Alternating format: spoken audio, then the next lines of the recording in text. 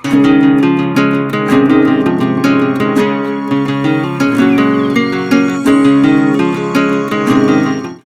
zakat bisa kita lihat dari semangat kaum muslimin dalam mengeluarkan zakat di akhir Ramadan.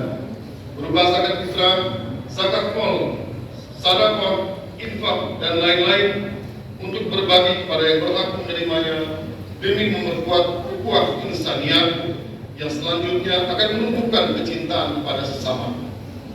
Di samping itu juga Allah Subhanahu wa taala sudah menegaskan di dalam Al-Quran bahwa siapa yang mau bersedekah maka Allah akan melipat gandakan rezekinya yang diterimanya. Sebagaimana digambarkan dalam Al-Quran surah Al-Baqarah ayat 261. Masalul ladzina yunfiquna amwalahum fi sabilillahi kamathali habbah ambatat sab'a sanabila fi kulli sunbulatin mi'atu habbah wallahu yudha'ifu liman yasha wallahu wasi'un 'alim.